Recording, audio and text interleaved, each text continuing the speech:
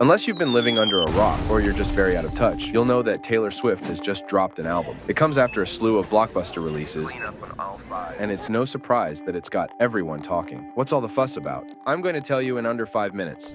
Swift announced her new album, The Tortured Poets Department, whilst accepting the Grammy Award for Best Pop Vocal Album for Midnights. It's called The Tortured Poets Department. The rollout started in quite an interesting way, with the classic profile picture change, a deliberate website malfunction, and some rather intriguing lyrics posted on her Instagram. Taylor was at the very top of her game, and it seemed like everything was shaping up to be the most groundbreaking Swift album yet. Fast forward to April 19th, and people aren't happy. What is that? So what are people saying? Let's start with the lyrics. Twitter was on fire with fans ridiculing some of Taylor's word choices. One song in particular, from the title track no less, really got people wound up. You smoked, then ate 7 bars of chocolate. We declared Charlie Puth should be a bigger artist. I scratch your head. You fall asleep like a tattooed golden retriever. Huh? What? Oh. Okay. To be fair, it sounds much more ridiculous in spoken voice rather than sung, but even so, fans were left far from impressed with her efforts. Other lowlights include, at dinner, you take my ring off my middle finger and put it on the one people put wedding rings on, and that's the closest I've come to my heart exploding. To quote The Standard, they do come across quite clunky. NME also lambasted her words, calling them some of her most cringe-inducing lines yet. They went on to say that lyrics like, I'm so depressed I act like it's my birthday every day, are almost too glaringly obviously written to be lip-synced into an iPhone 13 front camera. Ouch. I'm so depressed I act like it's my birthday every day. But it wasn't just the lyrics people were upset about. The music also received harsh criticism. Pitchfork suggests she is largely retreading old territory, colored in familiar shades of Antonoff. NME agree, stating that musically it's an album mostly devoid of any noticeable stylistic shift or evolution, but it mostly descends into a monochromatic palette, existing in the same Jack Antonoff branded synth pop as Midnights, yet struggling to capture any of its brightness. Fans on Twitter were also quick to remark on the sameness of the album, playing songs side by side to demonstrate just how similar they all sounded. About you, so I felt seen. Oh, here we go. Time. He loves me. The user Music Struggles wondered if Jack and Taylor has stopped pushing each other to reach their best works anymore, relying too heavily on the formula they created for Midnights.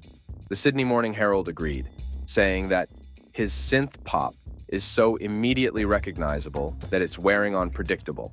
As for the anthology side of the album, fans seem to prefer it, remarking that the lyrics and songwriting seem far less overwrought, and noted that Dessner's production brings out a beautiful quality in Taylor's voice that Jack's production often can't.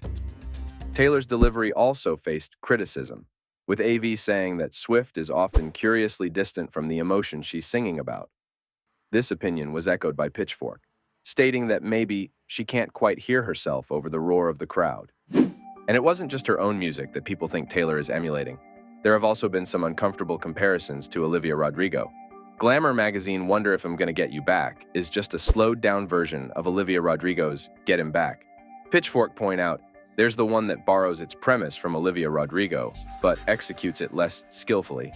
Fans were quick to point out the irony here, reminding people of the alleged falling out between Swift and Rodrigo, when Taylor and Antonoff suddenly appeared on the writing credits for Olivia's song, Deja Vu. After speculation, she had been a little too inspired by Taylor's song, Cruel Summer. This led to an apparent falling out, with Olivia penning The Grudge about Taylor. Is there a double standard here? We'll let you be the judge. Those lyrics do seem pretty similar, though. That's suspicious.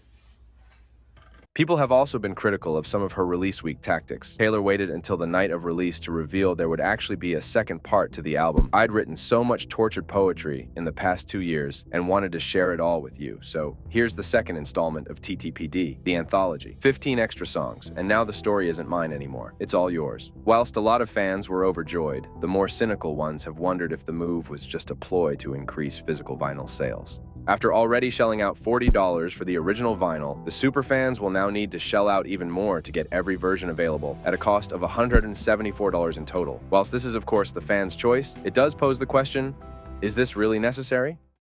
That being said, it wasn't all bad. Lots of fans spoke very highly of the Tortured Poets department, lauding it as her best work yet. Favorites quickly emerged, especially the Post Malone and Florence and the Machine feature. Rolling Stone called it wildly ambitious and gloriously chaotic, and The Independent gave it 5 stars, calling it a terrific reminder of her storytelling powers. So what did you think of the album? My last video had some fantastic discussion in the comments, so feel free to leave your thoughts.